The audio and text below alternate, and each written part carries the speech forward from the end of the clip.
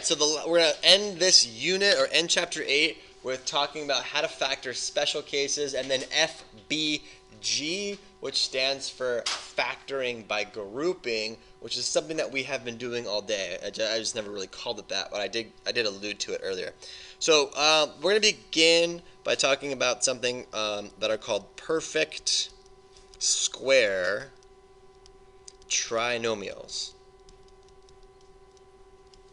Okay? Perfect square trinomials. Why do they call these things perfect square trinomials? Okay?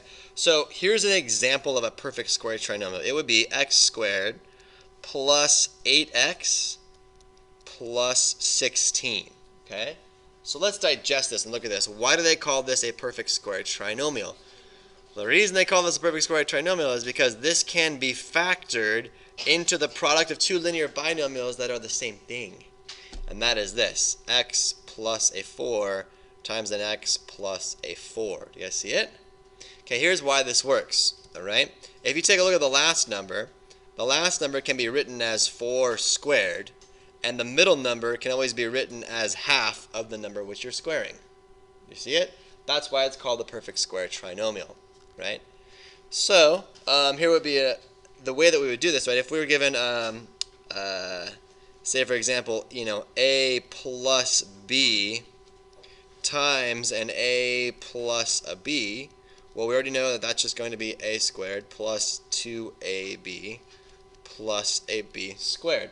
So, in teaching perfect square trinomials, we just teach to go this way.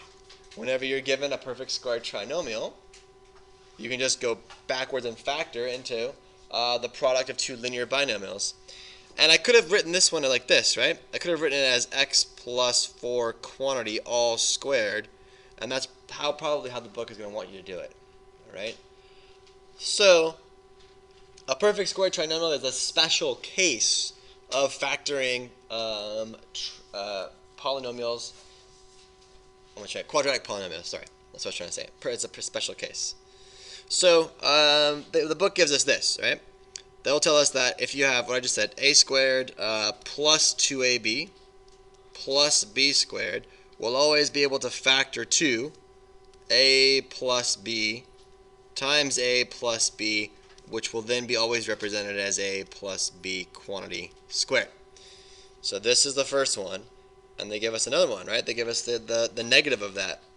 A squared minus 2ab plus b squared will always be a minus b times a minus b, which is just going to be a minus b quantity squared.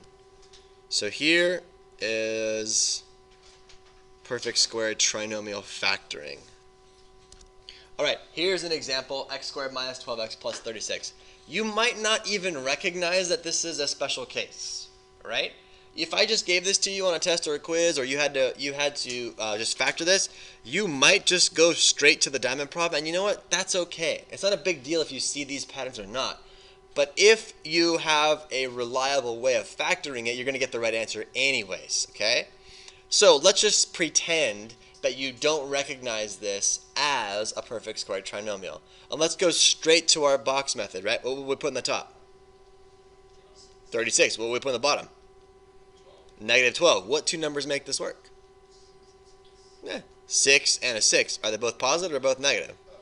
They're both negative, right? Well, you're noticing that those are the same thing. So this would factor to x minus 6 times x minus 6. But we just take that one step further and just call that x minus 6 squared. You know what? And you're done. So it's not like you have to have these memorized or see them right away. If you understand how trinomials factor, you're going to get the right answer anyways. So don't stress out about memorizing what's in that box. Does that make sense to you guys? Okay. All right. Okay.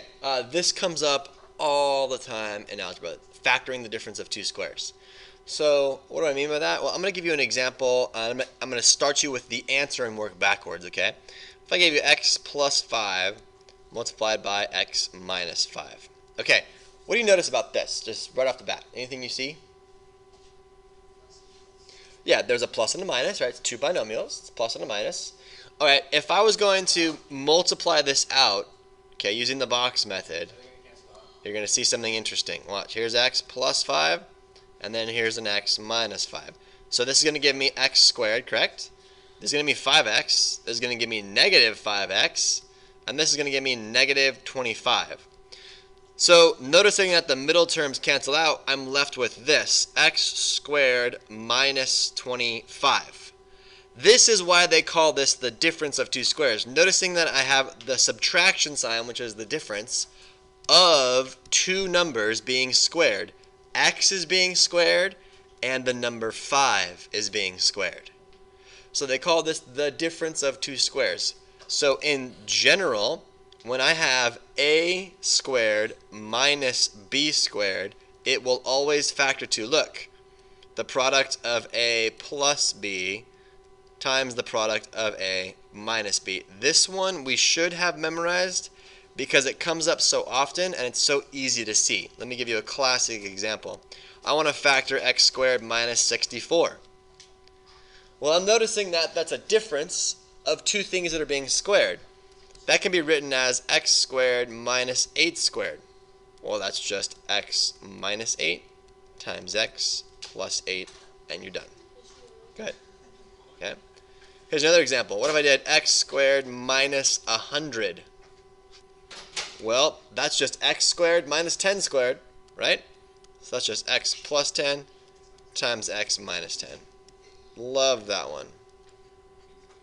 What about this one? What about 4x squared minus 9? Ooh. Yeah. It's all good. Very good. So notice that it's all of this. It's 2x, right? So 2x plus 3 times 2x minus 3. This one shows up all the time, and it's very, very useful. Okay, last idea is understanding something called factoring by grouping. And you always want to factor by grouping when you have 4 terms. So whenever you have 4 terms, you're going to think of factoring by grouping. We've already done today at least 10 examples of factoring by grouping. We just didn't call it that, okay? So let me give you an example of one that we've done, or a procedure that we've done. So let's say I give you 3x to the third minus 12x squared plus 2x minus 8. Okay? 4 terms. If I see 4 terms, I'm going to think about factoring by grouping. Alright? So I'm going to go ahead and group the first 2 and group the second 2. That's all I'm going to do. And then I'm going to take out the GCF of each one. Does this look familiar to you? Yes, this is called factoring by grouping. Okay, what's the GCF I could take out of the first pair there? I could take out a 3x squared, leaving me with how much? X minus 4. What can I take out of my second pair there? A 2. A positive 2, leaving me with what? You guys know the rest of the story. If that's a common factor, it can be taken out. X minus 4 times 3x squared plus 2. And you know what? We just give that a name, and that name is called factoring by grouping. All right. We see 4 terms here, right? So we automatically think about factoring by grouping. But what's the very first thing we should do? Always, always, always factor out the greatest common factor first, okay? So I think that should be a 4x. Did I do that right? 4x? Do you guys see it? So I have a 4, 8, 12, and a 24. The biggest I can take out of all of them would be a 4, right? You guys agree? Okay, good. I have x to the 4th, x to the 3rd, x squared, and an x. I can take out an x out of each of those. That's going to leave me with what? X to the 3rd? Minus 2x squared? Plus 3x? Minus 6. Good. Now I see that I have 4 terms left over, so I want to factor by grouping with my 4 terms. So I would get 4x on the outside. I'm going to group these 2 together. I'm going to group these 2 together. That's going to give me what? If I take out an x squared, that's going to give me what?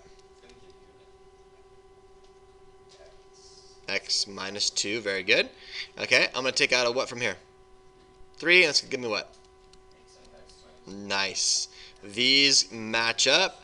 Therefore, they can be factored out. So my final answer would look like this: 4x, x minus 2, x squared plus 3. And that is the factored form of that whole problem, start to finish, right up there.